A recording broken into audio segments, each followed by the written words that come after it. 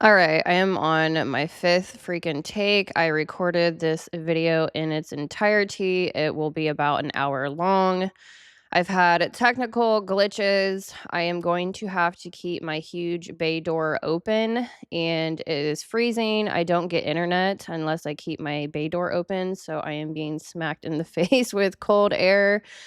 Anyways, if you feel it in your heart to donate to my internet cause, I would greatly appreciate that. You can find that information in the description below. You can purchase a book or just flat out donate. I do need to get the internet. I am a single mother and it is what it is. All of my equipment besides my microphone is about 14 years old, so I need to move up in the world a little bit. I am finding out. All right, so anyways, I am continuing on with my series called Moral Cognition, Belief, Authority, and Identity. And so I started this series because I had a video go viral. It was called Why American Politics Acting Like Religion Signals Late Stage Empire Collapse. And so I'm going to introduce myself and then I'm going to recap the arc so far with the last 5 videos in this series. And so before we go any further, I want to pause and orient this space, especially for those of you who are new here. My name is Heather, and this channel is called Underwater Panther, and that stems from my indigenous roots. So, the work I do here lives at the intersection of astro-psychology, moral cognition, shadow integration, and power dynamics across psyche and culture. I build a long form series that look at how different minds process meaning, identity, authority, relationships, and truth, particularly during periods of cultural and institutional transitions. What I'm interested in is how belief forms, where morality actually lives inside the human mind, and why certain cultural patterns repeat, even when the language changes. The reason I'm staying with this series right now is simple. The response to the last few videos made it clear that many of us are sensing the same fracture, even if we don't yet have shared language for it. So while I explore many topics on this channel, I have I don't even know, 20 series going on, 30 books written. I'm a creative human being, so I tend to get burnout on one topic and move on to the next. This is certainly something I am going to be doing for a very long time. And so I greatly enjoy it and I greatly appreciate your support through likes, comments, and subscribes. It means the absolute world to me. All right, so I'm following this thread carefully because it matters and because it's touching something real. All right, so I'm going to recap the arc so far, the last 5 videos. This is the 6th video in this series. So, video 1, after the American politics acting like religion video, viral video, that is awesome, freaking ecstatic. The first video after that is called Faith, Shadow, and the Collapse of Moral Authority. So we explored what happens when belief replaces thinking, how identity politics, religious frameworks, and moral certainty can quietly override discernment. We looked at why feeling right often replaces being right, especially under pressure. Video 2 is called Faith, Shadow, and the Collapse of Moral Authority. We went deeper into shadow and how moral authority collapses when institutions lose credibility. And so I have a series on the generations. I've done a video over the silent generation, baby boomer. I actually uploaded a full length book on the baby boomers, and I am currently working on the millennial generation. I'm like on the 8th pillar. There's 9 pillars that I go over. I do First, I talk about history through economics, politics, religion, relationships, culture, music, etc. And so I go over the historical timeline within that generation. And then I get into the astrology portion at the end, describing the generations and what they experienced collectively. And so that really has gotten me talking and looking into institutional collapse. The millennials certainly know we are like the bridge generation, and we certainly critique authority in every realm. We are obsessive studiers, and I absolutely love seeing the millennial generation being activated. A lot of us are now teaching in our own realms, and I absolutely love seeing that. So, anyways, um, we talked about in the second video how unintegrated shadow doesn't disappear. It gets projected, polarized, and acted out unconsciously at a cultural level. Video 3 was called Moral Cognition: Why Different Minds Experience Truth Differently.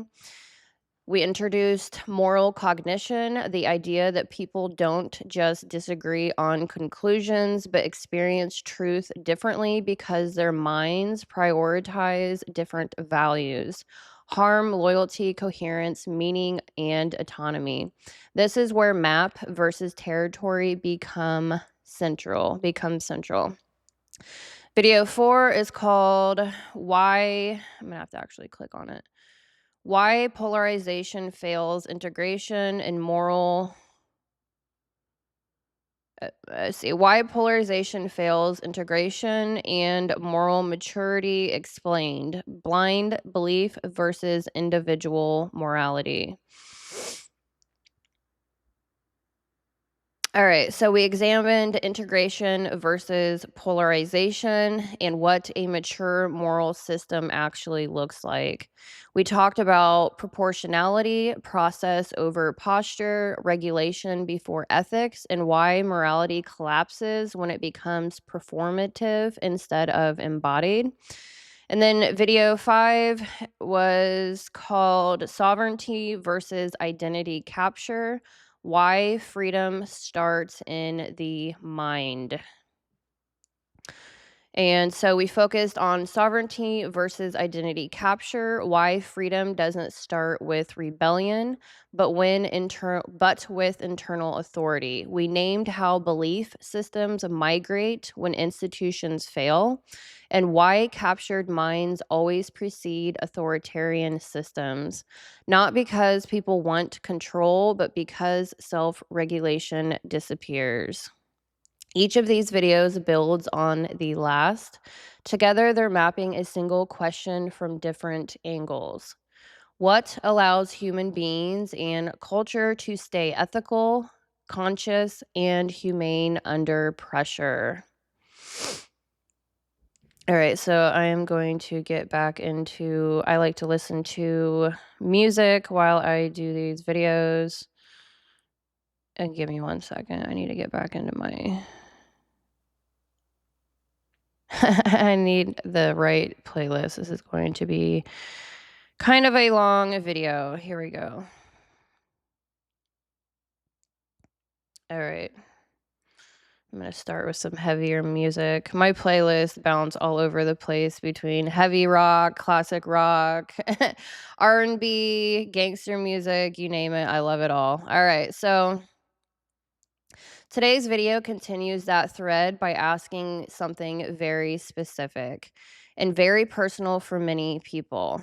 Why does resisting identity capture seem almost automatic for some minds, incredibly different for other minds? This isn't about intelligence, it isn't about virtue, and it isn't about being above anything. It's about architecture: cognitive, emotional, and nervous system structure. And once we understand that, the conversation shifts from judgment to comprehension, which is where real integration begins. So I am so freaking excited for this video. I will be going through the body of this, explaining the topic, and then towards the end, I am going to be actually breaking down each of the personality types. I combine astrology with psychology. And so I will be going through the 12 personality types dealing with this topic. So I have been leading you guys to the water. I've had this all planned out, so I'm like freaking ecstatic. Thank you so much for being here. All right. So this video is titled Why Some Minds Resist Identity Capture Naturally. So the lens is identity fusion versus internal coherence. Core question, why does capture slide off some minds and fuse with others? So identity capture is not about beliefs. It's about where the self ends and belief begins. Some people experience beliefs as external objects, ideas they can hold, examine, revise, or discard without destabilizing their sense of self. Between this cold wind and my space heater, my throat gets kind of jacked. Sorry. I'm going to be rotating between coffee, water, energy drink, and juice. It's ridiculous.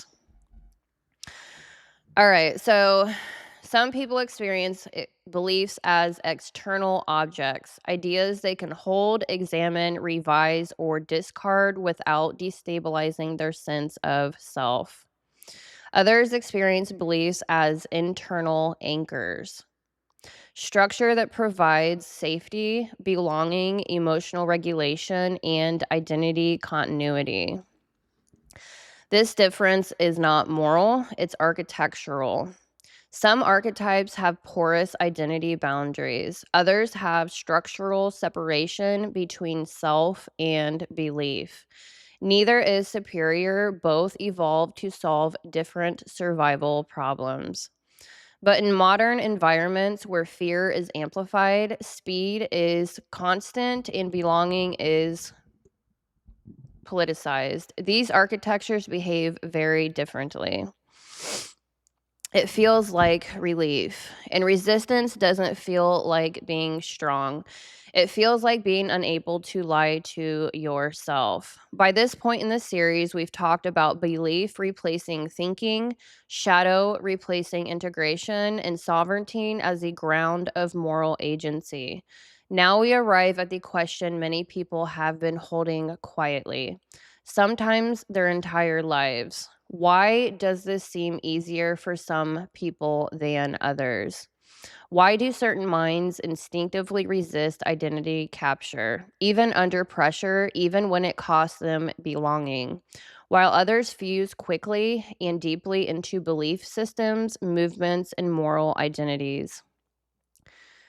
So the answer is not intelligence, it is not moral superiority, and it is not a lack of care. The answer is cognitive architecture. My very favorite word is architecture. Some minds are built to prioritize internal coherence over external alignment. Others are built to prioritize relational safety over internal certainty. So neither is wrong, but they behave very differently inside modern systems optimized for speed, fear, signaling, and belonging. Excuse me. The first structural divide, internal versus external referencing. At the most fundamental level, minds differ where they locate truth. Some people are internally referenced. Their primary orientation sounds like, does this make sense to me? Does this hold up across time, context, and contradiction? Does this align with what I've actually observed, not just what I'm told? Others are externally referenced. Their orientation sounds like, what do people like me believe? What does my group say? Who do I trust that already figured this out? Externally referenced cognition is not shallow. It is relationally adaptive. It evolved to preserve cohesion, safety, and continuity inside groups. Internally referenced cognition is not rebellious, it is coherence seeking. It evolved to detect contradiction, instability, and systemic failure. Here is the problem. Modern platforms reward external referencing and punish friction. They reward speed over reflection, certainty over coherence, alignment over accuracy. So, internally referenced minds often feel slow, alienated, contrarian, exhausted by discourse, and chronically misunderstood. Not because they want resistance, but because they cannot bypass discernment without cognitive pain. Why some minds don't fully fuse. Identity capture requires fusion, the blending of belief with selfhood. Some minds resist fusion naturally because they maintain structural separation between belief and identity, emotion and truth, belonging and agreement. This separation is often misread as emotional distance, detachment, coldness, arrogance, and lack of empathy. In reality, it is structural independence. These minds experience beliefs as objects to examine, not identities to inhabit. They don't become the belief, they hold it. That alone makes capture difficult. And because modern moral systems are built on fusion, this belief proves who you are. These minds quietly fail to comply. Not deficiently, but automatically. Pattern recognition breaks the spell. Another major factor is pattern orientation. Some minds primarily perceive symbols, narratives, moral language, and emotional tone. Others perceive systems, incentives, feedback loops, and contradictions across time. Pattern oriented minds notice things like the same emotional script repeating across opposing ideologies, different groups using identical moral language for opposite ends, power structures changing costumes without changing behavior.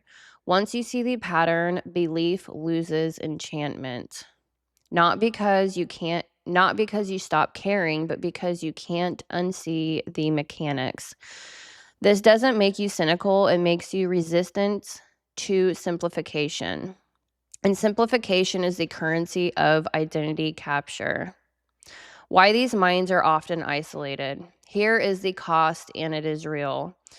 Groups maintain stability through shared narratives. Internally coherent thinkers destabilize those narratives simply by asking, does this actually work in practice? What happens if we follow this logic to the end? Who pays the cost when this becomes absolute? These questions feel threatening inside identity based systems, not because they're wrong, but because they interrupt emotional coherence. So these minds are often subtly excluded, labeled difficult, accused of not caring, and misread as apolitical or immoral. In reality, they often care more, just not performatively. They care about outcomes, unintended consequences, long term coherence, and human cost. But they refuse to collapse ethics into signaling. Nervous system architecture matters. Resistance to identity capture is not just cognitive, it is physiological. Some nervous systems remain regulated under uncertainty, tolerate ambiguity, and delay emotional closure. Others stabilize through certainty, experience ambiguity as threat, and regulate through alignment. When fear rises, externally referenced systems move toward identity, and internally referenced systems move towards analysis. Again, not better, different. Modern crisis amplifies this divide dramatically. The faster the world moves, the more certainty becomes seductive, and the more internally referenced minds feel out of sync with the tempo of culture. So I'm going to take a drink break and ask you guys, out of the 12 personality types, We've got Aries, Taurus, Gemini, Cancer, Leo, Virgo, Libra, Scorpio, Sagittarius, Capricorn, Aquarius, and Pisces. So, which out of the 12 are the top 3 that are maybe coming to your minds that are internally referenced and they don't get captured by belief as easily? So, which out of the 12 do you think are the top 3? Very curious.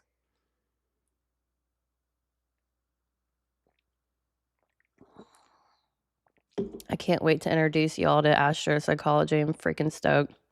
All right. So, why these minds are needed even when they are uncomfortable. Every civilization requires both binders who create cohesion and shared meaning, and questioners who prevent belief from becoming lethal.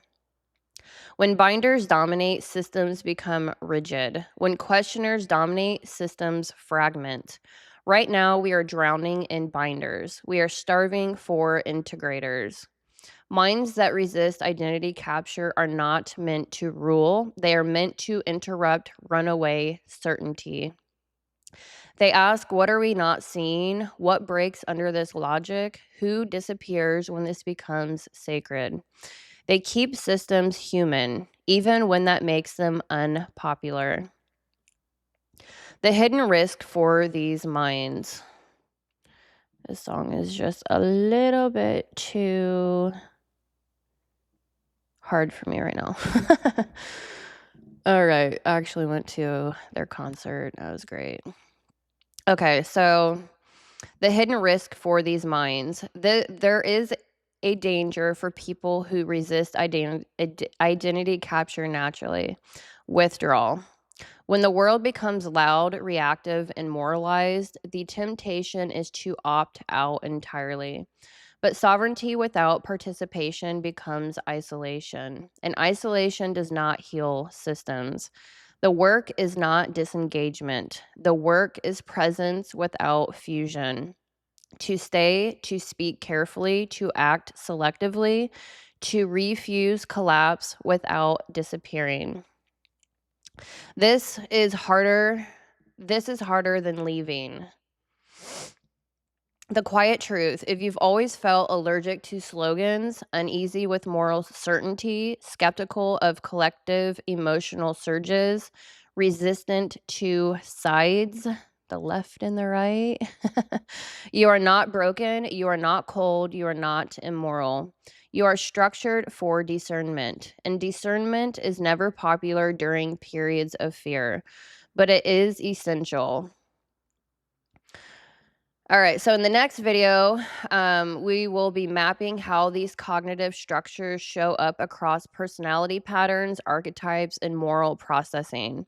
So I will get more into the morality in the next one. This is more about the thinking and how bridges are built without forcing sameness, because the goal is not to eliminate identity, it's to prevent identity from replacing thought. All right, so now we are getting into the astrological portion. So I've broken up the 12 personality types into groups, and there are 4 different groups. So I am going to actually pull up the first 3 in the first group, and I'm going to break down what the first group means. All right, y'all, here's the reveal. Who do you think the top 3 are? Here we go.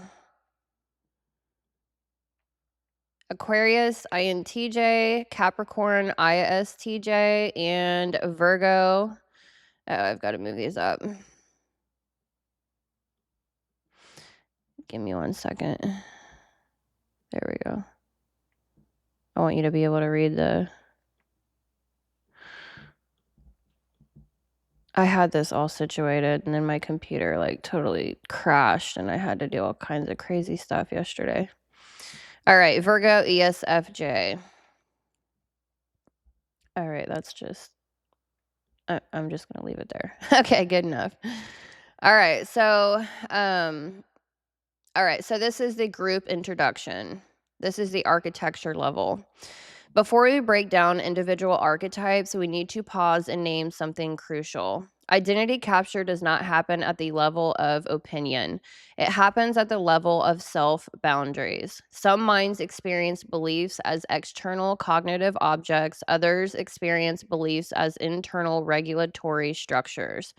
This difference shows up across cognitive function, preference, planetary emphasis, nervous system regulation style, and early attachment imprinting. What follows are 4 structural orientations, not personality rankings. I'm not saying one is better than the other. We need all kinds to make the world go around. And my computer is glitching. All right, so the 12 archetypes grouping.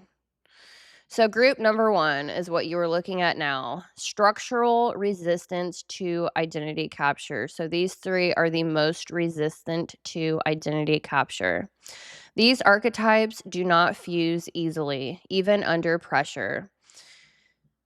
They have built in separation between belief and identity. Fusion feels unnatural, even painful. So let's start with a group people often misunderstand the most. Now, I am an Aquarius, INTJ, 11th house Mercury, my thinking and communication, and I am Capricorn stellium. I've got Capricorn, my moon, my Saturn, Neptune, Uranus, like my midheaven. So the largest percentage of my personality is Aquarius INTJ and Capricorn ISTJ. So that is why I'm sitting here breaking all these systems down and doing it my own freaking way. FYI. All right, so these archetypes do not resist identity capture because they are emotionally detached, arrogant, or contrarian.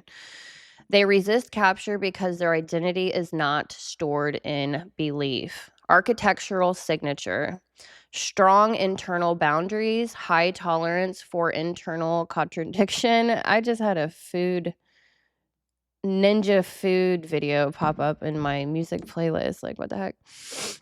Architectural signature: strong internal boundaries, high tolerance for internal contradiction, low need for external validation, identity anchored in function, structure, or pattern, not consensus. Cognitive function pattern.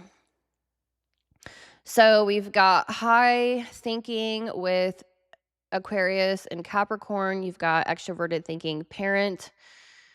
And so they feel very responsible for their how they come across in their thinking. So they're going to be researching a lot and sharing their thoughts, but their thoughts are not going to be shared until they have done a hell of a lot of research. They're normally pretty quiet. Both of these types are extremely introverted, if not the absolute most introverted. So they do care about credentials, they do care about very scholarly research, and they won't share it though. They're not knee jerk reaction emotionally. They're very, very cerebral, and they care about good research and good presentations, good solid information. And then Virgo is kind of the odd man out here, but they have extremely good memory. They have introverted sensing parent, and they have the Mercury. I don't know if that's like off of the video. I'm going to move that a little bit. Hopefully it's not cut off. Okay, there we go. All right, so these functions prioritize internal coherence, long-term consistency, cause and effect reasoning, and reality testing over emotional alignment. Beliefs are evaluated, not inhabited, excuse me. Planetary emphasis in this group. This group is heavily influenced by Saturn, structure, boundaries, and consequences. So they're extremely highly aware of consequences. I can tell you that I have a heavy duty based feeling at all times. Every single minute of every single day, I have a very heavy feeling of duty and responsibility for researching and delivering proper information. I care about systems, I care about history, and so I care about structures, I care about people having good boundaries, and I think we all need to understand consequences, and we need to think generationally. We need to think into the future generationally. Not many people do that anymore, and it drives me absolutely freaking insane. We are very aware that history repeats itself. And then Mercury with Virgo, the odd man out there, deals with analysis and differentiation. So they are very, very good at speaking. Unlike, I don't know, Aquariuses, we suffer from uh, not being able to get our words out there like we'd like. That's why I'm so organized with my books. All right, so Saturn creates separation, Uranus breaks. Oh, I forgot Uranus, Jesus. Pattern recognition and independence, for sure. Uranus breaks identification, Mercury dissects rather than fuses.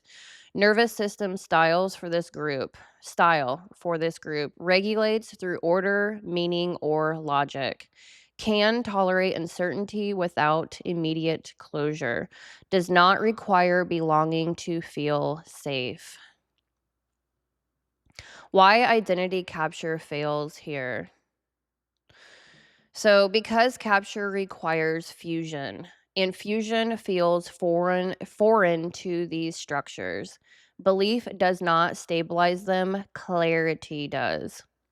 Cost of this architecture, social alienation, mislabeling as cold or uncaring, and that is so far from the truth. Just because someone is not emotionally expressive, especially like the fire signs, does not mean they don't deeply care. Normally, those who do not, they hold in their emotions, they sit on their emotions, they analyze their emotions. Normally, they actually care extremely deeply. I just want to tell you that because it's a thing. All right. And then tendency towards withdrawal when discourse becomes emotionalized. These minds don't opt out to feel superior. They opt out because participation feels cognitively dishonest. Strengths, vulnerabilities, shadow, and integration. So I'm actually going to break that down here in a minute. Gosh, my throat. All right. So within each of the 12 personality types, as I break them down individually, I'm going to go over strengths, vulnerabilities, shadow, and integration, and breaking down what the archetype protects, how capture gets in, the shadow expression, and the integration path. All right, so we're going to start with Aquarius, INTJ, the system breaker. All right, so identity is anchored in pattern, not belonging. Resist slogans instinctively, will stand alone without feeling abandoned. Aquarius does not anchor identity into belonging. It anchors identity into patterns, introverted intuition, high and I. All right, so Aquarian minds orient toward systems, structures, feedback loops, and long term outcomes. They don't ask who believes this, they ask what does this produce. Slogans feel hollow, moral theater feels obvious, and collective emotion feels loud. Aquarius can stand alone without feeling abandoned. Excuse me. Aquarius is like, they're always going to do things their own way. And they're like, they care about the group. The 11th house. Actually, you know what? I'm going to pull that up real quick. I literally just spent an entire year talking on the Aquarius personality type. See if I can pull this up quickly. I'm going to actually go over the 11th house. I think this is very important. My internet is too freaking slow. You got to be kidding me. Oh my gosh. Everything's crashing and burning. Give me 1 second. It's trying to load. I'm not going to be able to pull this up. This is so frustrating. I don't know how I've survived this time, all this time. I probably just super, super screwed this up. I shouldn't have done that. Oh my gosh, it's frozen.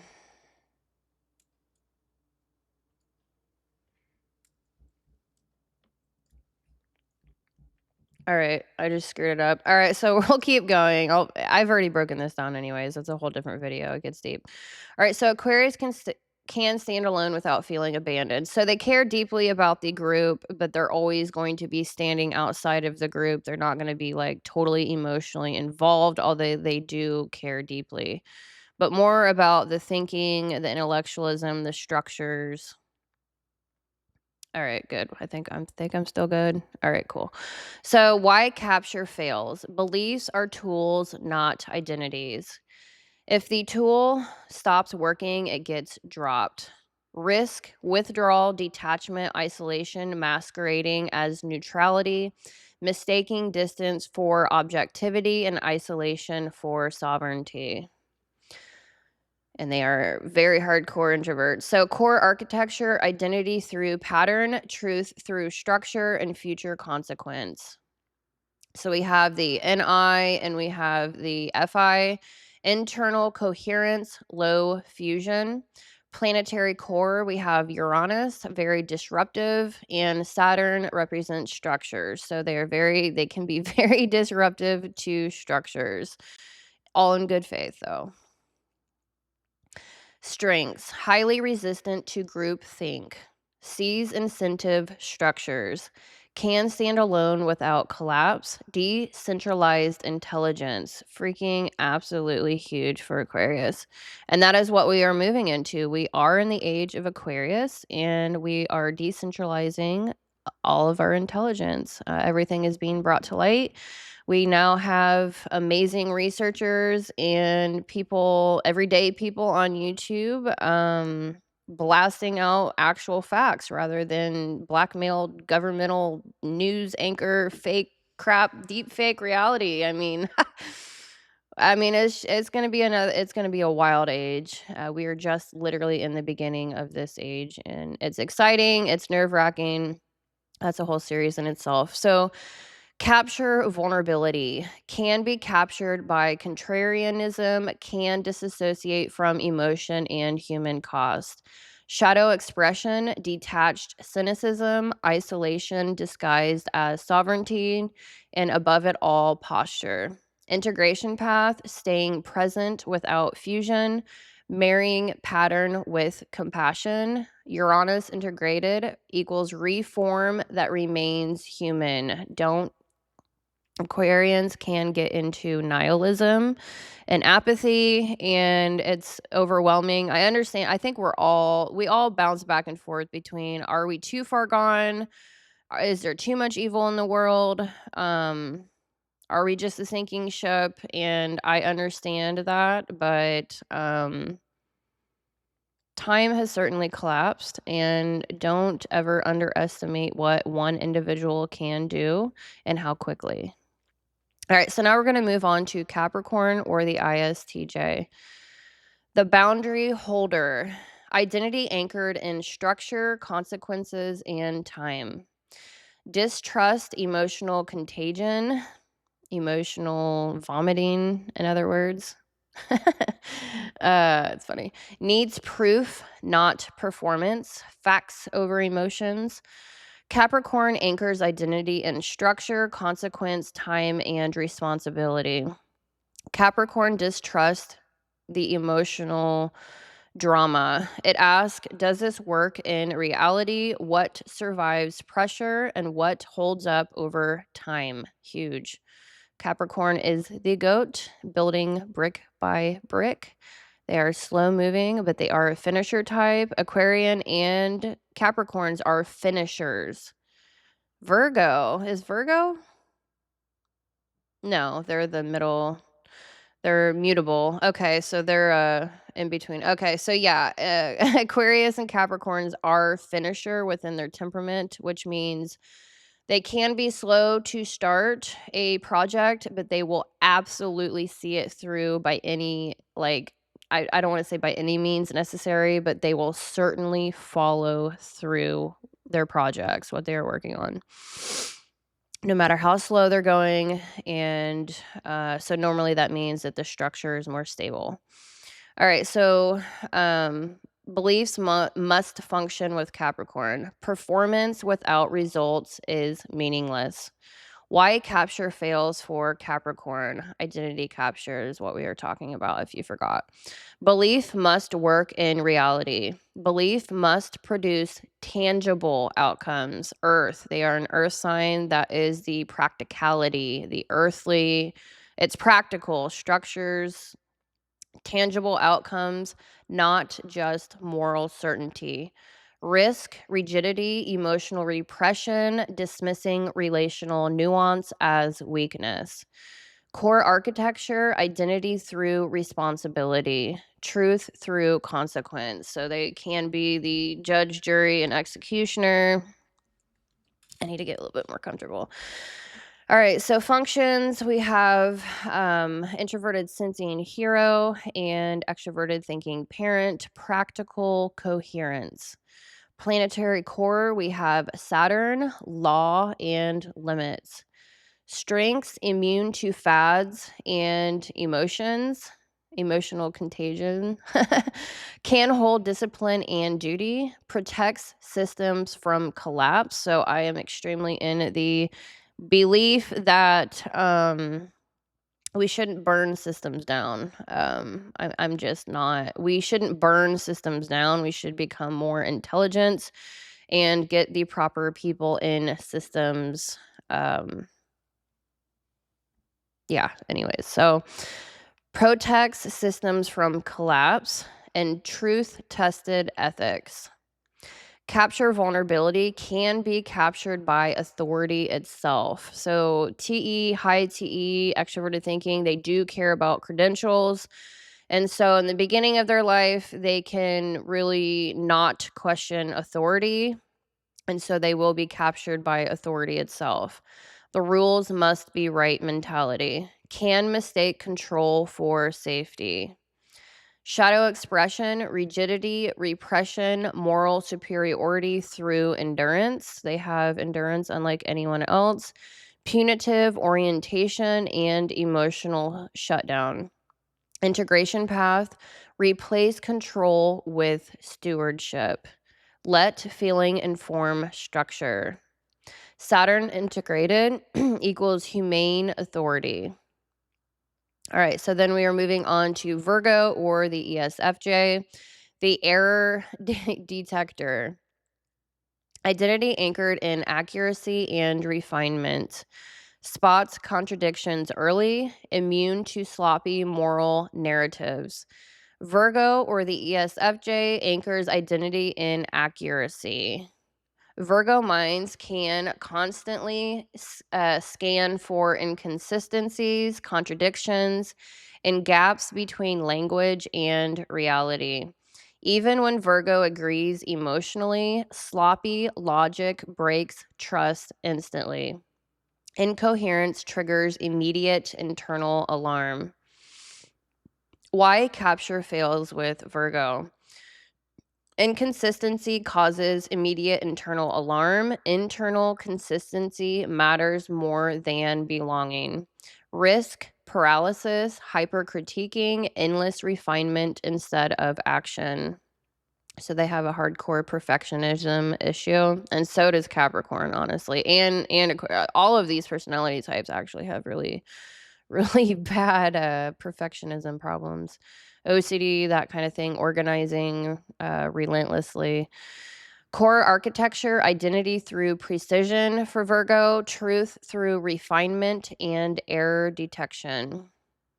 So these are like the accounting types, the accounting types. All right, functional vibe. We have SI, introverted sensing parent, and TI, inferior, coherence and correction. Planetary core, Mercury analysis, and Saturn flavor standards. Strengths, they see contradictions early, resistant to sloppy narratives, excellent at accountability and repairing systems, strong moral craftsmanship.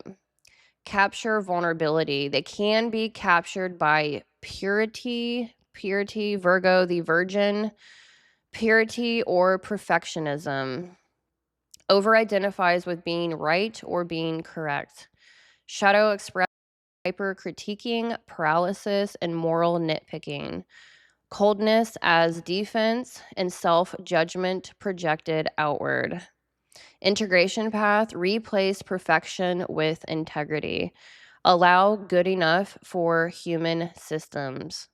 And Mercury integrated equals clarity with compassion.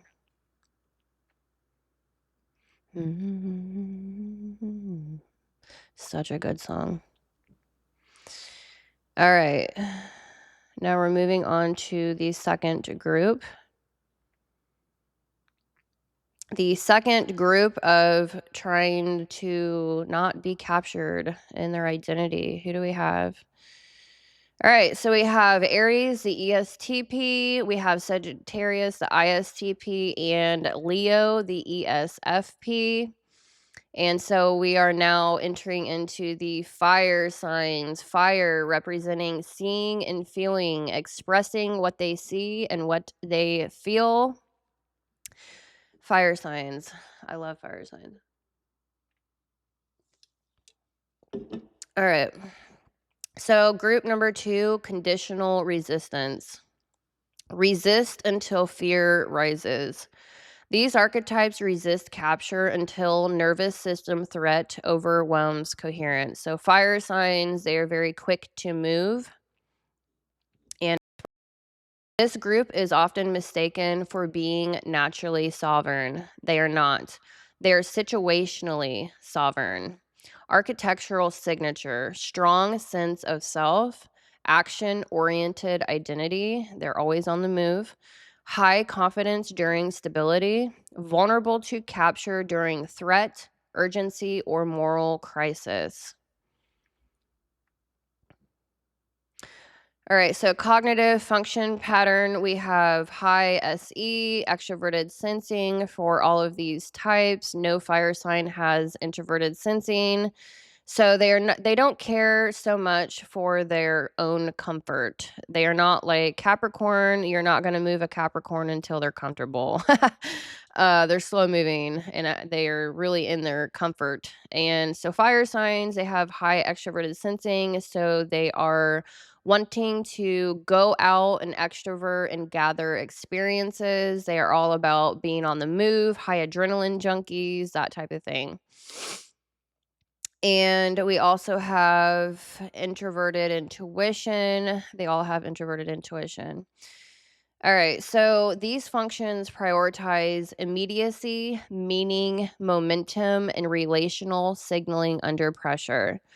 Planetary emphasis, we have Mars, action and urgency, Jupiter representing belief, expansion, and meaning, and Sun represents identity and ego expression.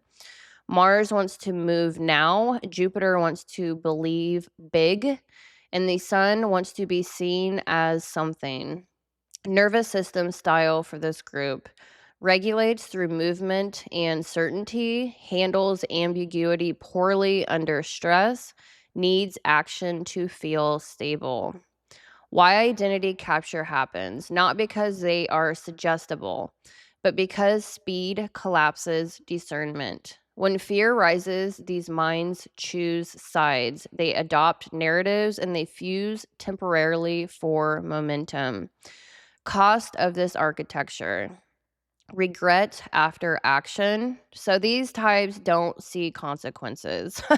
The high introverted sensing types, the Capricorn and Virgo and Aquarian in their own way, are extremely aware of consequences. Long term, short term, fire signs, they just want to move. They jump off the cliff without looking, and they are not aware of consequences. Their own, especially. So, cost of this architecture, regret after reaction, ideological whiplash, mistaking decisiveness for discernment. These minds don't stay captured forever, but they can do real damage while captured. All right, so Aries, the ESTP, the reactor. Identity anchored in action, resist ideology but reacts fast, chooses sides under pressure. Aries anchors identity in action. It resists, oh my gosh, I'm still glitching. Identity, where was I? It resists ideology instinctively. It wants to move, not believe. But when pressure arises, Aries chooses sides fast, not from conviction, but from urgency. Why capture happens: speed collapses reflection, risk reacting instead of discerning, mistaking decisiveness for wisdom. Core architecture: identity through action, truth through experience, and immediacy. Functional vibe, we have extroverted sensing, extroverted feeling, under stress, action first, cognition. Planetary core, Mars, initiation. They are the absolute pioneers. I'm an Aries rising, 0 degree. I move first. I am first. I walk fast, I talk fast. I was a runner. Urgency, I can certainly lack patience, especially with technology. It drives me insane. But they just have a sense of urgency. They have extremely high willpower, and they are the initiators. Strengths: moves when others freeze. They want to be first. They're going to move first. Cuts through paralysis and over theorizing. Can resist ideological capture by refusing to be managed. They are their own boss. They are the boss. Has natural courage to break silence. Capture vulnerability. Urgency capture. Fear and pressure pushes Aries into do something now, which can become alignment without reflection. Can become addicted to being the one who acts, even when action is performative. Shadow expression, reactivity, aggression, and moral impulsivity. Mistaking force for clarity. If you're not with me, you are against me. Escalation. They are extremely combative. Extremely combative. All of the fire signs, but especially Aries and Sag, they absolutely love to argue. It's debate, I should say. Debate, not argue, debate. All right, so I've actually noticed that a lot of attorneys are Aries and Sagittarius. I have a lot of attorneys in my family, both sides, my mother's side and my father's side. We have a lot of attorneys. All right, so integration path: build, pause, capacity. 10 seconds before acting changes everything. Learn strategic restraint. Not every moment is a battle. They're the absolute warrior. Mars integrated, protector of truth, not reactor to threats. All right, so now we're going to move on to Sagittarius, the ISTP, the belief adventurer. Identity anchored in meaning and exploration. Resists dogma, but fuses to big ideas. Can confuse belief with freedom. Sagittarius anchors identity into meaning, exploration, and truth seeking. Belief feels like freedom. Now, actually, I'm gonna do a segue. Okay, just give me a second. This might actually take me a second. I've got 7,000 notes in my phone. Give me 1 second. This is recent. I want to compare Sagittarius and Aquarius quickly, if I can.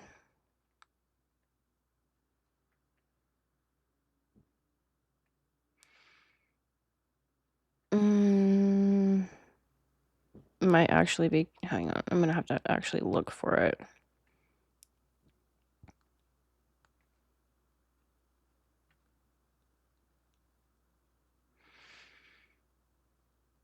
Oh, I don't think I actually put it in here.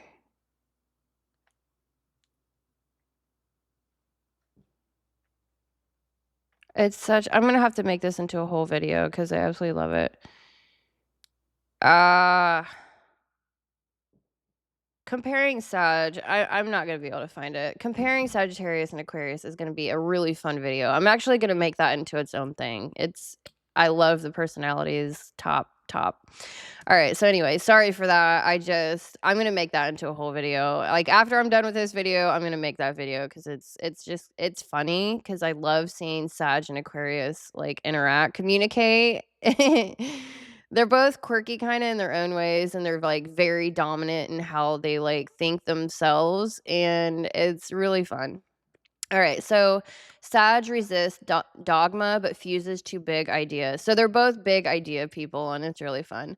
Belief feels like freedom. So it's very interesting. I'm gonna make that into its own video. All right, so why capture happens? Belief becomes synonymous with liberation and purpose. Risk, ideological intoxication, confusing certainty with truth.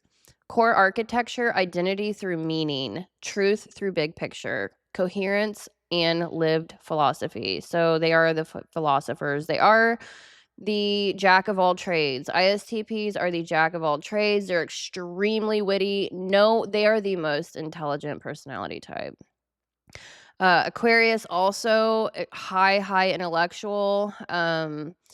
Aquarius is the highest intellectual. They do not have memories like Libras. But Sagittarius, like in the moment, they're extremely witty intellectually, and they're also extremely mechanically inclined. I love Sagittarius. All right, so core architecture, identity through meaning, truth through big picture. Functional vibe, we have extroverted sensing and what is it? Extroverted feeling inferior. I don't know. Their extroverted feeling inferior freaking throws me off. Like they are so hardcore, but underneath they really actually care about what people feel about them. You would never know. They're very soft, but it's very deep inside, and they're not going to show that to you. They have their physical capability, their body energy. They have like they're like the Energizer Bunny. Like it is so wild to me. They're on the go, go go go. Sorry, I'm getting so excited. This is exciting. All right, so freedom through truth. I'm going to make that into a whole video. All right, so planetary core, Jupiter, expansion, and belief. Strengths cuts through bullshit fast. They're extremely brash. They're very direct. They say what they mean what they say. They don't like sugarcoat anything. They're going to tell you like it freaking is, and that's probably why I love them so much. And they're adventurous. They're just adventurers. Brings hope and morale, seeks truth beyond dogma, and they're natural leaders. They are very good teachers. Capture vulnerability, big idea intoxication, can fuse to belief as freedom, can preach before integrating. Shadow expression, overconfidence, moral certainty, and evangelizing. So they can have a God complex because they know they're the smartest person in the room, but they're the smartest person in the room, but they will not take their own advice. Good freaking luck. Good luck. Integration path. Humility, I might be wrong. Anchor belief in behavior. Embodiment, not just your head. Embody your own freaking, your own, what do you call it? I'm having a brain fart. They have like the best, why can I not think of this term? They give extremely good advice. Jesus. They give extremely good advice, but they're not going to take their own advice. So embody that shit, please. They don't care about their own health. That's the one thing that drives me nuts. Jupiter integration, wisdom, not ideology. They're extremely wise, but they do not embody it themselves normally. All right, so moving on to Leo or the ESFP, the identity performer. They are also considered the entertainer. They are the fire. Oh, this is fun. So Aries is like the initial spark.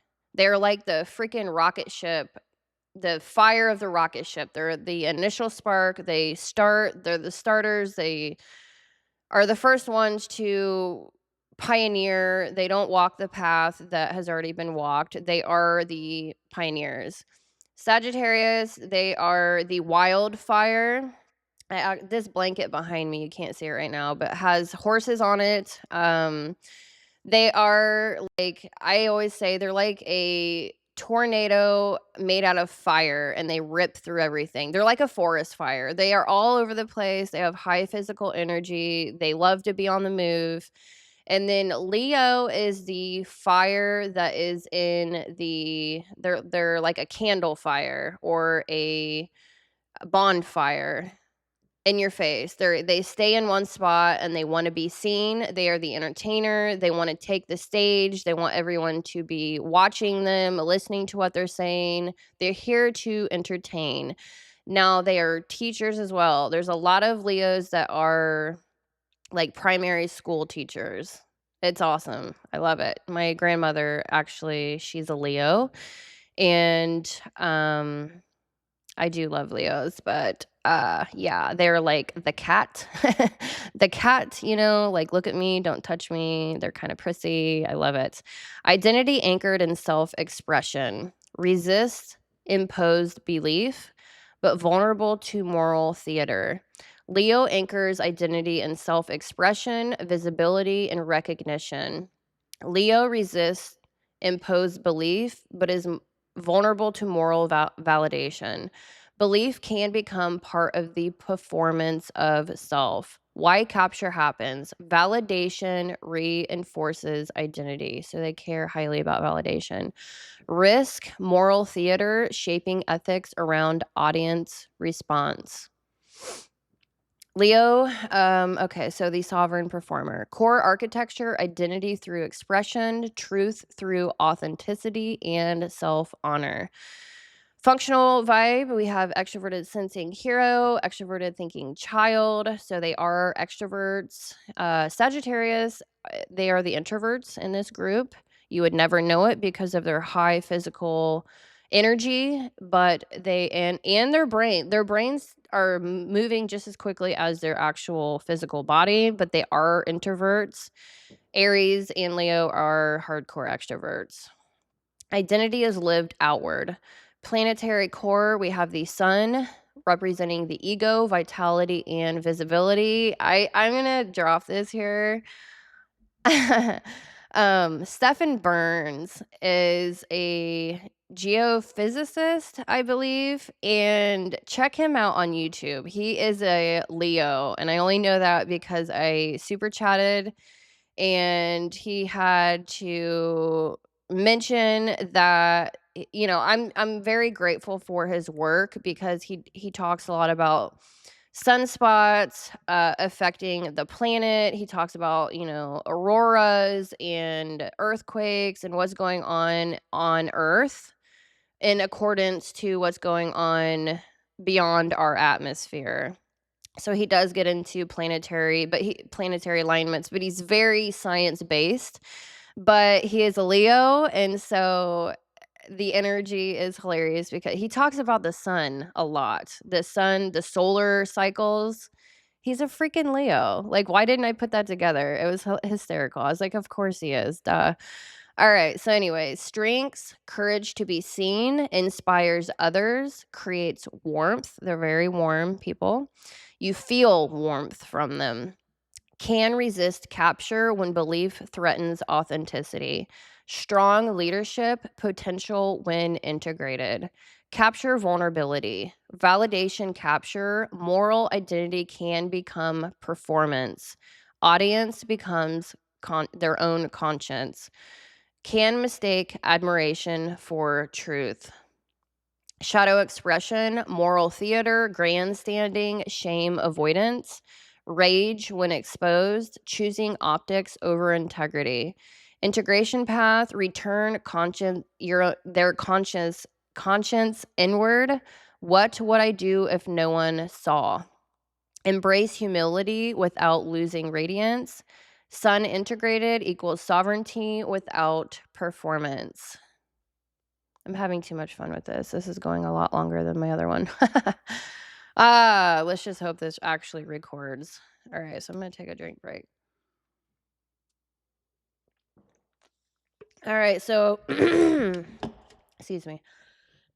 All right, so moving on to what group are we on? 3 within identity capture. All right, so high susceptibility to identity capture. Now we're getting into the higher susceptible personality types. All right, who do you think is here? Who's the most highly susceptible? You would think that they would probably be in their feelings. They would care a lot about their relationships. Maybe kind of doormatty. Very empathetic. All right, so here we go. Belonging regulates the nervous system. These archetypes are not weak. They are relationally wired. Excuse me, Jace. Belief provides containment. God. All right. So this group is the most misunderstood in the emotional moral realm and the most morally blamed. These archetypes are not weak. They are relationally dominant. Architectural signature, porous identity boundaries. So they lack boundaries with other people. And so they're misunderstood because people don't necessarily understand their own personality because they kind of go with the wind. They're like a leaf in the wind. They want people to like them. They care about the emotional environment. So their identity fuses with the people around them. All right, so they have a porous identity boundaries, high emotional attunement, strong empathy and resonance, identity formed through relationship. So the cognitive pattern here, you're going to see extroverted feeling, high extroverted feeling. So, high extroverted feeling means that they're constantly scanning their external world, the group that they are in, the people around them. They're constantly in tune with emotions, other people's emotions, not their own emotions. Walk up to one of these personality types right now and ask them how they are feeling. Literally, just do it right now. Be like, hey, man, how are you feeling? They're gonna dodge that because they don't know. They're not in tune with their own feelings. They're gonna, like, avoid the question. Just do it. Let me know how it goes. Alright, so, these functions prioritize emotional coherence, relational harmony, shared meaning, and continuity of attachment. Planetary emphasis, we have the moon, especially in Cancer, representing emotional safety and memory. Cancers are the wave. They are the vibe.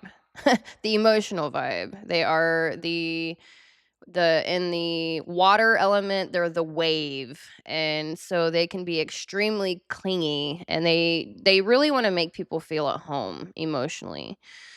And then Venus bonding in harmony with Libra and Pisces. They're extremely Venetian. That's aesthetics, that is relational, beautifying everything to do with relationships and themselves. So, and then we have Neptune, dissolution, and collective feeling. So Neptune is very spiritual, highly so spiritual that they're constantly having outer body experiences, Pisces. It's like they don't live in their own body hardly at all. So the moon seeks safety, especially emotionally. Venus seeks harmony, and Neptune dissolves boundaries, not only with others, but within themselves, even.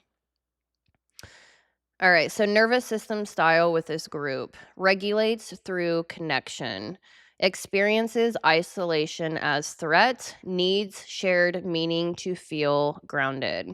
Why identity capture happens. Belief provides containment. It gives emotional structure, moral clarity, a sense of belonging, and nervous system regulation. Capture doesn't feel like manipulation. It feels like home. They all are all about the group. Cost of this architecture, loss of self differentiation. I'm just making sure I'm still recording. Moral conformity, fear based ethics. So, extroverted feeling deals with ethics, everyone else's Values. Introverted feeling deals with sympathy and morality. So this group is very empathetic to other people. The first group was more sympathetic. They don't see others' perspectives emotionally as much as this group here.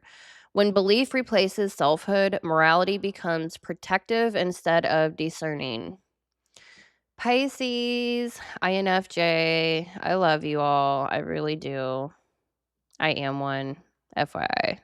I'm like really heavy into my Aquarian or INTJ Mercury. I am over 35 now, so I am in a whole different arc of my psychological development, and so I'm a lot more Aquarian, but I can tell you right now I have struggled most of my life with the Piscean INFJ energy, and I can tell you it is not an easy path, and I have written an entire book on the Pisces INFJ. I think that's like a 200-page book. I will be diving really deeply into that personality type probably, I don't know, after this year. I've got a lot going on. But, I have a huge, huge heart, obviously, for this personality. They are some of the most non judgmental human beings. They care so much about humans, elderly, animals. They're just so caring, and they do not care for themselves. They will care for others over themselves. And so, yeah, we need to work on boundaries, Pisces, Cancer, and Libra. Boundaries. Libra, my grandfather is a Libra. C.S. Joseph is a Libra.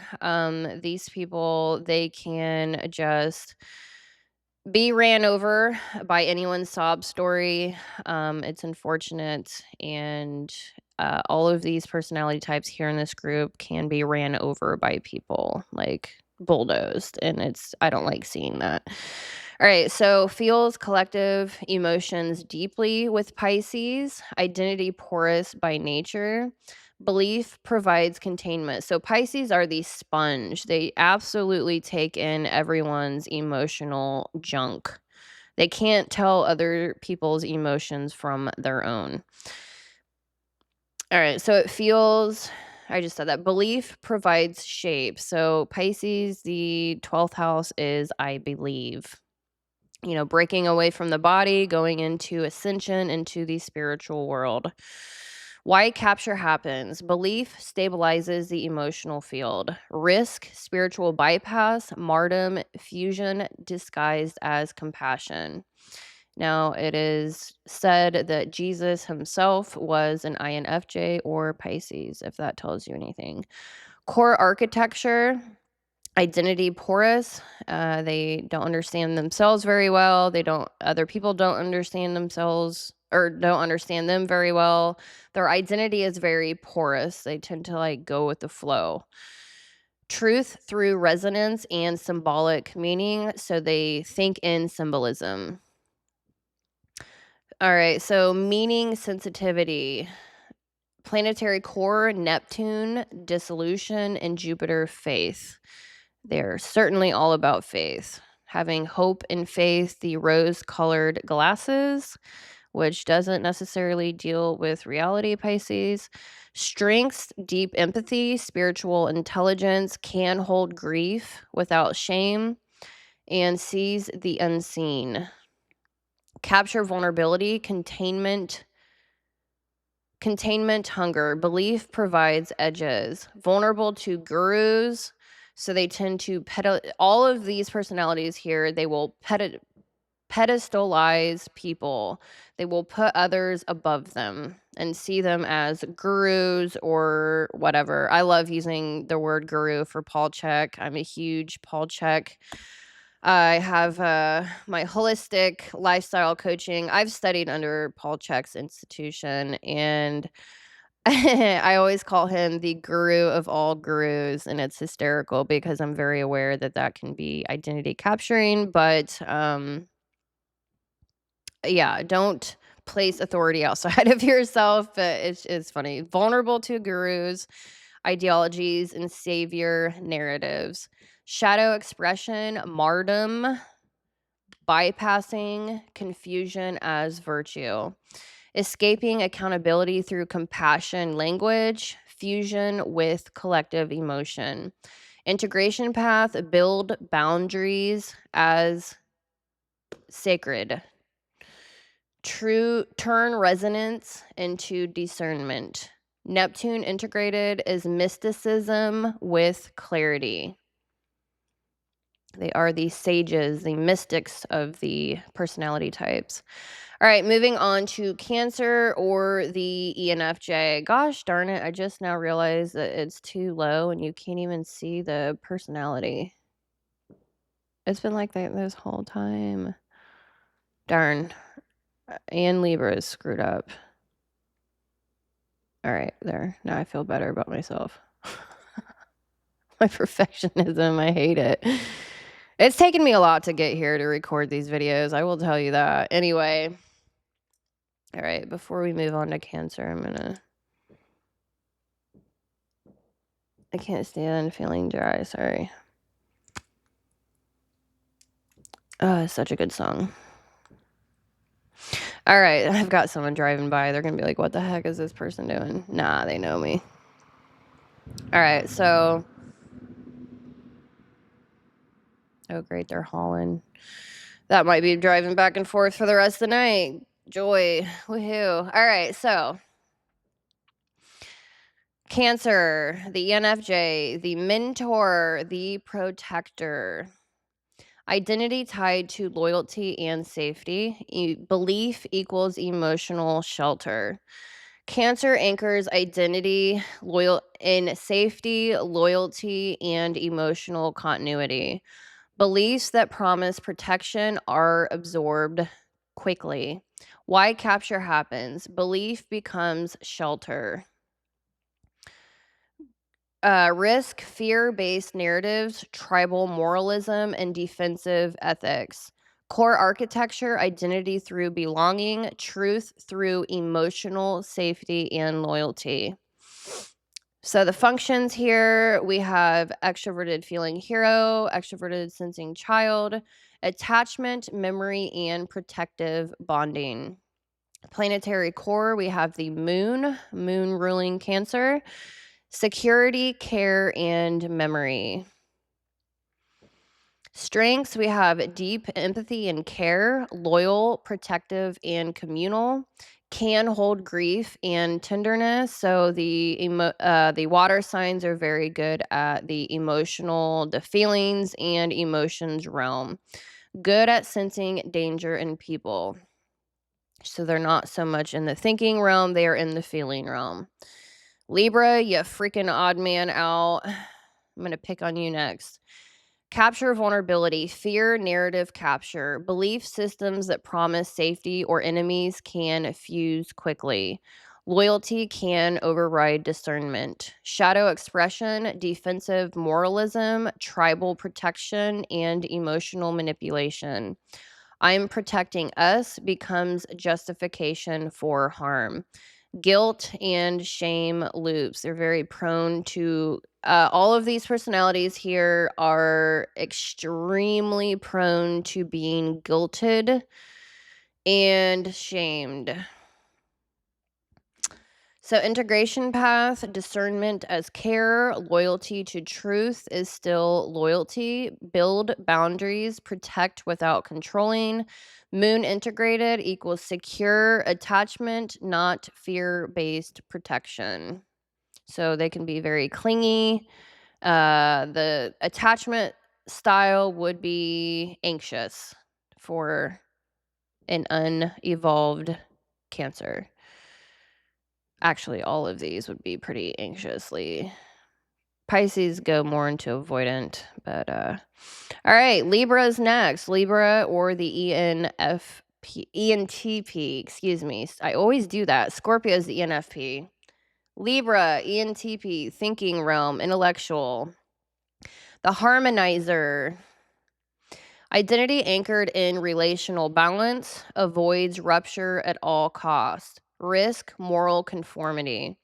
Libra, or the ENTP, anchors identity in balance, fairness, and relational cohesion. Rupture feels intolerable.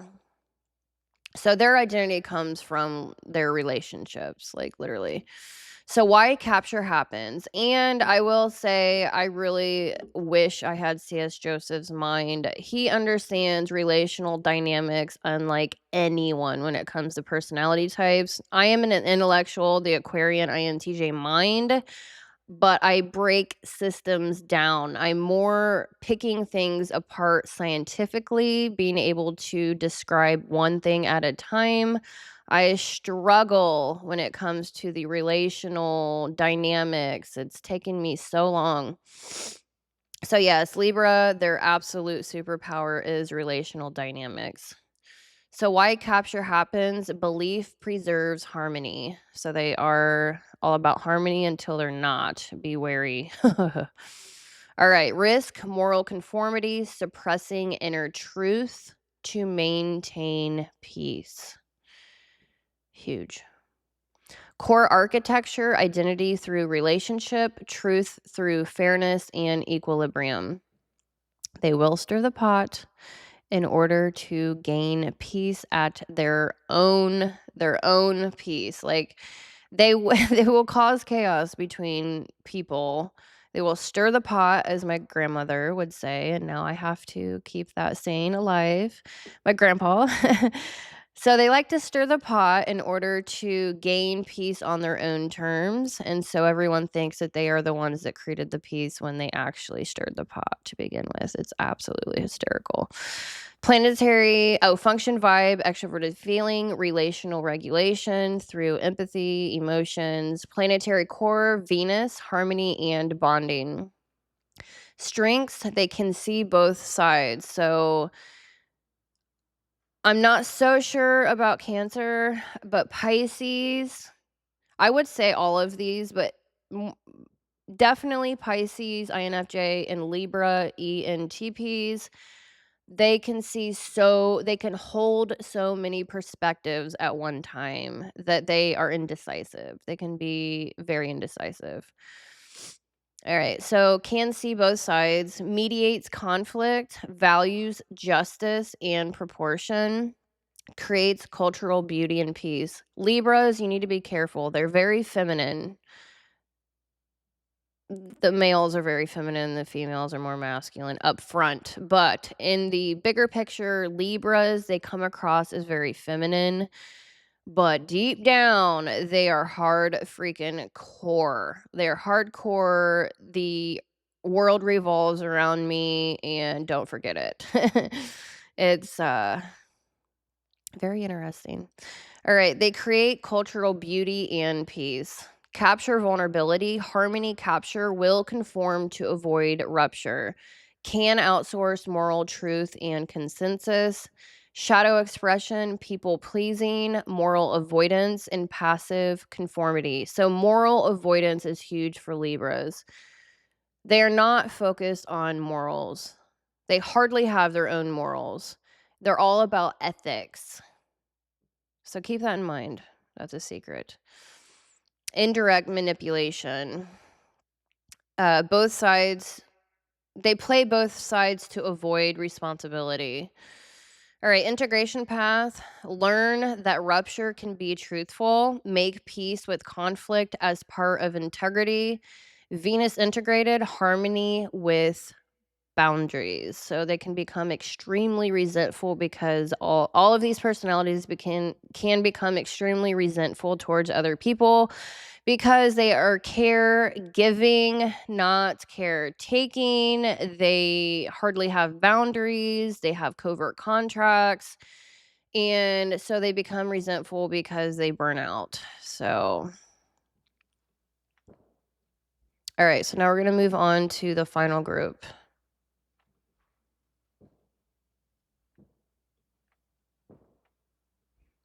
My throat, man. And I'm at an hour and a half. The last time I did that it was literally like an hour and 10 minutes. I'm kind of having a lot more fun with this one. All right, so group 4. I'm going to pull them up.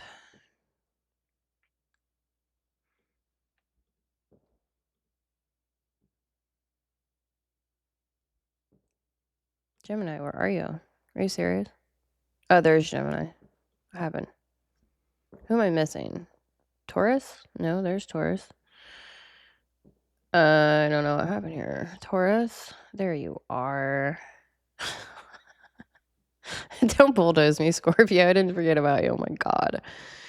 All right, here we are. So for group number 4, internal value capture. So they are actually the weakest at... They're externally resistant, but internally absolutist. Be careful here. These types will go after you the hardest. Just saying. All right, so Scorpio, ENFP. We've got Taurus, the ESTJ, and we have Gemini, the ENTJ. So these archetypes don't fuse easily. Do not get that wrong. But once they do, belief becomes total. I can't wait for the arguments in the description box or in the comment box. I'm like, these I'm gonna get headbutted in the comments by these personalities. So this group confuses people because they look resistant until they are not. Architectural signature: high internal intensity, strong private value systems, distrust of surface narratives, deep fusion once commitment occurs. So the cognitive functional pattern. Gosh dang, it's glitching out. Oh man. So what do we got? Extroverted thinking. They all have high extroverted thinking. And they all have introverted feeling. So they care about what others think, not what others feel. Thinking. So we're caring too much about what others think, getting identity captured that way. Or it could be the credential aspect. All right. So these functions create internal moral absolutism, private meaning systems, and deep personal narratives. Planetary emphasis, we have Pluto, which represents depth, obsession, and totality. Venus, value, attachment with Taurus. And Saturn, commitment once chosen. Oh, why did I put Saturn there? That would be... Why did I put Saturn there? I'm not understanding. Is this... I think I have a... Yeah, that's actually not... I must have put that in the wrong section. So Pluto, Venus, and it would be Mercury for Gemini. So Mercury, the talking to everyone, highly analytical. I'll get into it. I break Gemini down personally, but yeah. So Mercury with Gemini, excuse the mistake. Pluto doesn't dabble. When it commits, it consumes. All right, yeah, so I did have a typo because I think I deleted some stuff on accident, rearranged. All right, so nervous system style for this group: regulates through intensity, needs emotional truth, experiences betrayal deeply. So these personalities hold grudges unlike anyone else, and they will absolutely burn you, and they will wait a lifetime in order to do it. So I'm like spilling some secrets. Why identity capture happens. Sorry, I'll stay on topic. Not through conformity, but through devotion. Once belief aligns with internal values, it becomes sacred. Cost of this architecture: moral extremity, inability to disengage, the rotten head button. They're gonna grill you to death. They will not disengage. Don't get them started. Viewing dissent as betrayal, difficulty revising beliefs without identity collapse. These minds don't capture easily, but when they do, it is absolute. So let's start with Scorpio, the ENFP, the advocate or the absolutist. Identity anchored in intensity and truth. Resists surface narratives, but fuses deeply once committed. Extremely. Scorpio and Taurus are the most possessive of all the types. Possessive. I said it. Scorpio resists surface narratives. It seeks depth, intensity, and truth. But once committed, belief becomes existential. Why capture happens? Truth fuses with identity at the core. Their truth. Their truth. When I say the truth here, their truth. Their truth, aka their beliefs. Just saying. I'm not gonna dig too hard. I'm sorry. I'm an introverted thinker. Like, extroverted thinkers can drive me nuts. I'm sorry, because it is about belief, what people believe, not the actual truth. So it's can become a huge problem. All right. So risk, moral extremes, obsessions, and scorched earth ethics with Scorpio. Core architect, we're all biased. Like, I love y'all. Just saying. We all have our thing. Virtues and vices. Core architecture, identity through depth, truth through intensity, and transformation.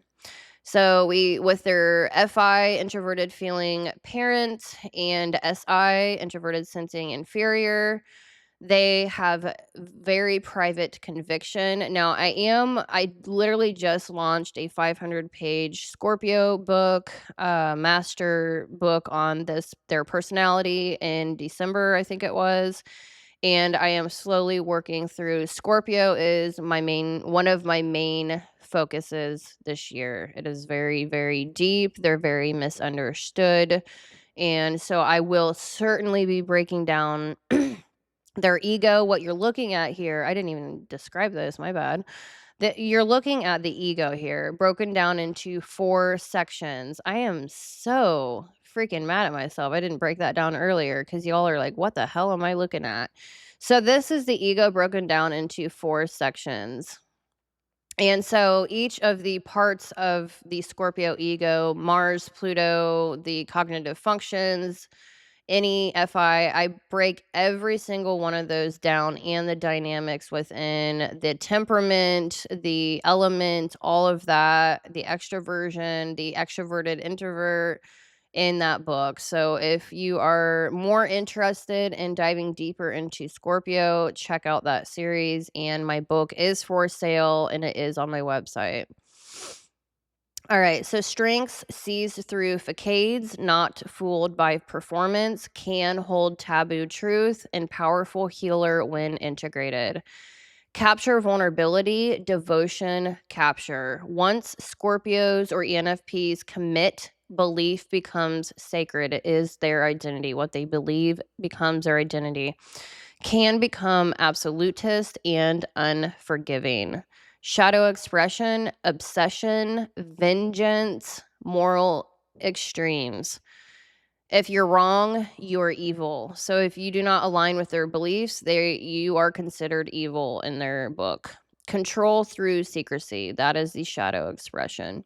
Integration path, replace intensity with depth.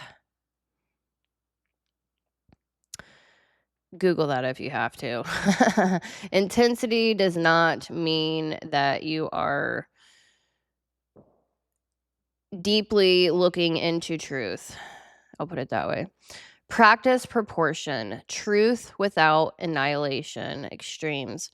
Pluto integrated, transformative, honesty without scorched earth. Moving on to Taurus. All right, Taurus, the ESTJ. Identity anchored in comfort and continuity, resist change, not belief. They are the most stubborn of all of the personalities. Taurus anchors identity in their own comfort with introverted sensing parent, their own comfort. They are an earth sign. They are the boulder that you're not going to be able to move. But once you move that boulder, you cannot stop it. They are the bull in the china shop. Continuity and embodied safety. So they are really about safety. It resists change, not belief. Why capture happens, belief becomes habit. So they're extremely habitual creatures. Risk, defending belief because it feels safe, not because it's true. Core architecture, identity through continuity, truth through embodiment and lived stability. Function vibe, we have introverted sensing, body, memory, comfort as regulation. Planetary core, Venus, value, pleasure, and attachment. Strengths, resistant to emotional contagion, loyal, steady, builds real life slowly. So they are an earth sign, they are in the practical realm, doesn't overreact to trends. So unlike Scorpio, Scorpios are very emotionally volatile. Taurus, on the other hand, emotionally speaking, they are the most stable within this group.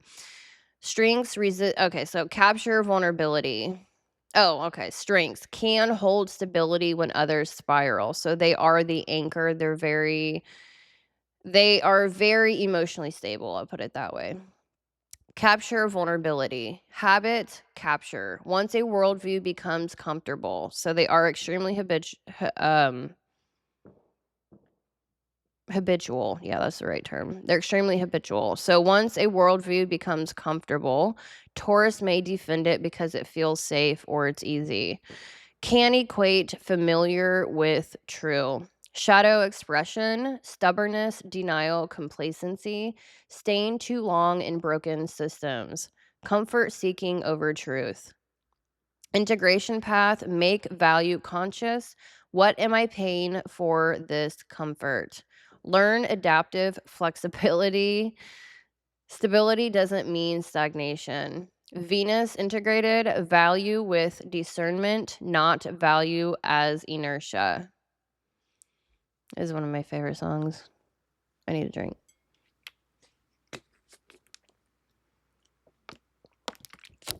All right. Last one, and then we're going to wrap it up. Gemini or the ENTJ. I have written books on all of these specific personality types. So if you want to dive deeper into these ones specifically, check out my description box and you can go to my website. So I do have 200 plus pages on each of these, breaking each of these sections down within their ego. So Gemini or the ENTJ, the split mind, they are also known as the twins. Identity fluid and adaptable. They are mutable in their temperament. They also go with the flow, but in the thinking, they are intellectuals in the thinking realm. Can hold multiple beliefs without integration. So they are always on top of the fence. They don't tend to choose sides. They are on everyone's side because they want to be everyone's friend. Gemini's identity is fluid. It can hold multiple beliefs without integration. Why capture looks different. Instead of fusion, Gemini fragments. Risk, internal incoherence. Adaptability without grounding. Very cerebral, they're not necessarily grounded. Fragmentation rather than fusion. So, core architecture, we have identity through multiplicity, truth through comparison, and perspective shifts. Function vibe, idea, agility, and lateral thinking. Planetary core with Mercury, information, language, and duality. Strengths can hold multiple perspectives, less likely to fuse identity to one belief. Seeks contradictions fast, or they see contradictions fast. Excellent translator across groups. So they are very good communicators, if not the best. Virgos and Geminis are the absolute best communicators. Capture vulnerability, fragmentation over fusion. Instead of being captured by one belief, Gemini can become captured by endless options. Avoids depth by hopping. Take that as you will. Shadow expression. I just realized something. It's inappropriate. I literally just realized something and it's extremely inappropriate, and I'm not going to say it out loud, but I'm certainly going to notate it. Alrighty then. Shadow expression, incoherence, irony as defense. I gotta write this down before I forget. I just have like flashes of brilliance and I have to write it down immediately. Give me 1 second.